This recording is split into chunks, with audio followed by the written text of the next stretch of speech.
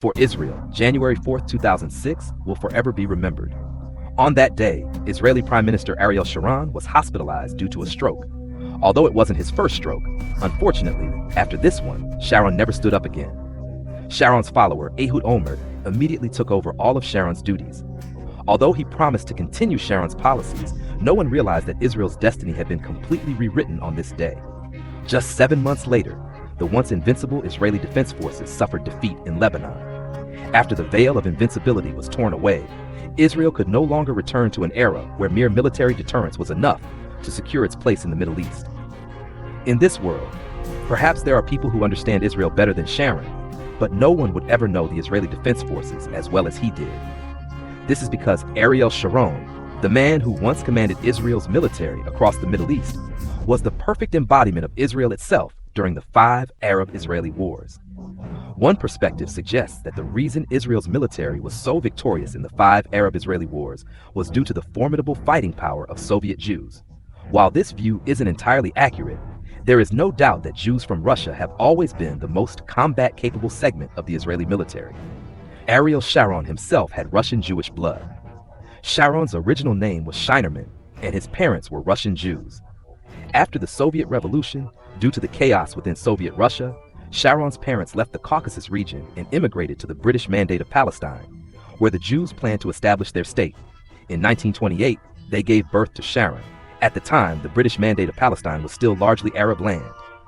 Although Jewish immigrants from all over the world were continuously arriving, as a minority and outsiders, they constantly faced rejection and attacks from the local Arab population. Growing up in such an environment, Sharon never questioned the legitimacy of Jews coming to Palestine. Instead, he focused all his energy on how to establish a foothold in this land. As a young boy, Sharon firmly believed that violence was the only solution to the Palestinian problem. At the age of 12, he connected with Jewish militia organizations and voluntarily took on tasks such as patrolling and reconnaissance.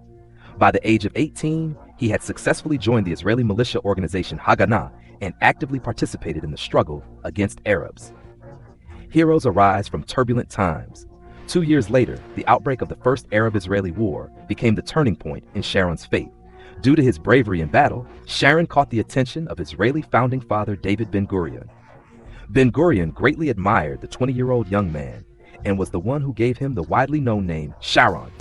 He also helped Sharon transfer from the local forces of Haganah, which had been restructured into the IDF, to work at Israel's Central Command. 2 years later, when Sharon returned from further studies and became the organizer and commander of Israel's first Special Forces unit with the rank of major, his era had begun.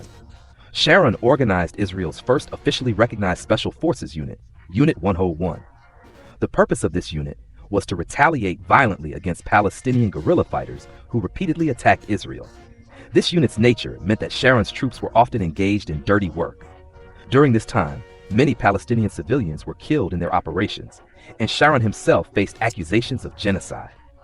As the Israeli army reorganized, Sharon quickly rose from a Special Forces commander to a paratrooper brigade commander. His aggressive command style during the Second Arab-Israeli War made him widely known within Israel. Although the Israeli government was concerned that continuing to use such a commander might lead to unnecessary friction between Arab countries and Israel, at that time, Israel needed military deterrence. Sharon, after a brief period of inactivity, was once again put to use. In 1964, at the age of just 36, Sharon was promoted to the rank of Major General. It's important to note that the highest rank in the Israeli military is Lieutenant General, a rank reserved for the Chief of General Staff.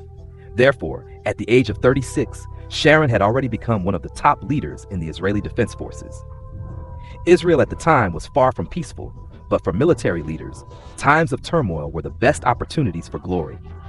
3 years after his promotion to Major General, the Six-Day War broke out. Sharon personally commanded the Israeli Defense Forces 38th Division in the Sinai Peninsula, launching an offensive against Egypt. Along with other IDF units, they defeated Egypt's 120,000-strong army in just 5 days. This significant victory allowed Israel to maintain de facto control over the Sinai Peninsula for the next 15 years. Within Israel, Sharon, who led the Israeli armored division that attacked Egypt, became a national hero and was even referred to as the King of Israel by the public. After the war, Sharon was promoted to the commander of Israel's Southern Command. However, he believed his military career was already illustrious enough and began to consider retiring from the military to leverage his fame for political involvement. In 1973, Ariel Sharon participated in the founding of the Likud party. However, fate did not intend for this famous Israeli general to end his military career so soon. Just 2 months after the Likud party was established, Egypt and Syria launched a preemptive strike against Israel, and the Yom Kippur War, the Fourth Arab-Israeli War, broke out. With the nation facing a major threat, Sharon was urgently recalled to the Israel Defense Forces, IDF, and appointed commander of a reserve armored division. After Israeli forces were pushed back on the Sinai front, Sharon quickly took control of the battlefield and used a series of complex maneuvers to help Israel regain the upper hand. He even successfully encircled Egypt's Third Army. This encirclement marked the end of the Yom Kippur War, and Sharon himself became a national hero. However, after the war, the 46-year-old Sharon did not return to the IDF. In his view, leading the Israeli military to defeat the Arabs was only a temporary victory. Only through political means could Israel fully secure Palestine, a land that originally belonged to the Arabs. When Sharon made his move to enter politics, the entire nation of Israel showed great respect for this distinguished general. In 1975, Yitzhak Rabin, who was politically opposed to Sharon, appointed him as a special advisor. When Rabin was forced to resign due to a scandal, the newly elected Likud party also valued Sharon highly. Likud leader and Prime Minister Menachem Begin invited Sharon into Israel's cabinet and appointed him Minister of Agriculture. At the time, the position of Minister of Agriculture was not a minor role. Since Israel's borders with Palestine had not yet been fully established, many Jews were trying to establish settlements on Palestinian land. One of the Minister of Agriculture's responsibilities was to assist these Jews in settling on Palestinian land. There was no one more suitable for this task than Sharon, the sworn enemy of the Arabs. During his 4 years as Minister of Agriculture, the number of Jewish settlements in the West Bank and Gaza Strip doubled. Sharon is considered one of the key figures responsible for the fragmentation of Palestine by Jewish settlers today. But in Israel, these actions were seen as major victories. To recognize his contributions, after the 1981 elections, Prime Minister Begin, who had successfully been re-elected, appointed Sharon as Israel's Minister of Defense. From Begin's perspective, this was a matter of making the most of Sharon's talents, but from the Arab perspective, it was a disaster. For years, the Palestine Liberation Organization, PLO, had been operating out of southern Lebanon, using it as a base to launch attacks against Israel. Relations between Israel and Lebanon were extremely tense. However, due to Lebanon's ongoing civil war and Syrian intervention in the region, previous Israeli defense ministers had been reluctant to involve the IDF directly in Lebanon. But as a hero of the Arab-Israeli wars, Sharon firmly believed that what couldn't be won on the battlefield couldn't be won at the negotiating table either. So, after becoming Minister of Defense, he naturally moved forward with plans for a full-scale invasion of Lebanon.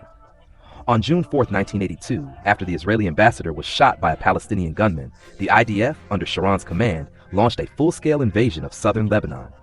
The military operation against the PLO proceeded smoothly. However, as a cold-blooded former military man, Sharon firmly believed that only by shedding enough Palestinian blood could Israel frighten them into abandoning their attacks. As a result, during the war, he encouraged Lebanese Christian militias to massacre Palestinians in the Sabra and Shatila refugee camps. What Sharon didn't realize was that he was no longer a military commander, but a politician. When the massacre occurred and widespread international condemnation rained down on the Israeli government, Prime Minister Begin had no choice but to urge Sharon to step down as defense minister to prevent the collapse of the government. Although Sharon did not hold key positions in the cabinet or the Likud party for many years afterward, he had no intention of leaving politics. Many Israeli politicians privately agreed with Sharon's bloody and hardline methods. After almost 20 years of waiting, Sharon eventually outlasted all his opponents and became Prime Minister of Israel in 2001. However, the final chapter of his story did not unfold as some had imagined, where Sharon, once in full power, would finally reveal his true nature, unleash a massacre against Palestinians, and spark a new Middle Eastern war. After taking office as Prime Minister, Sharon behaved with unexpected restraint. He began publicly expressing his willingness to help the Palestinians establish a state in the West Bank and Gaza. In 2005, he led Israel's withdrawal of troops and settlements from the Gaza Strip. Did Sharon have a change of heart? Not at all. As a former key leader of the Israeli military, Sharon knew all too well that after the year 2000, the Israeli Defense Forces, IDF, could no longer rely solely on military strength to subdue its neighbors. His deep understanding of the IDF allowed him to ruthlessly strike the Palestinians when Israel's strength was at its peak, but it also enabled him to make the strategic decision to withdraw from Gaza when circumstances changed. However, the myth of invincibility that Sharon had built around the IDF had misled a new generation of Israelis. They failed to recognize that it was Sharon who had been the driving force behind the IDF's past successes. After a series of victories, they were unable to accept even the slightest failure. In the later years of Sharon's rule, his greatest pressure did not come from foreign adversaries or opposition parties, but from the increasingly extreme factions within the Likud party itself. When Sharon suffered a stroke and was forced to step aside, the veil of invincibility surrounding the IDF was torn apart, and the Israeli military was humiliated by Hezbollah forces during the 2006 Lebanon War. Sharon's departure marked the end of the old Israel, which was aggressive but consistently victorious. Today, Israel is a completely different entity.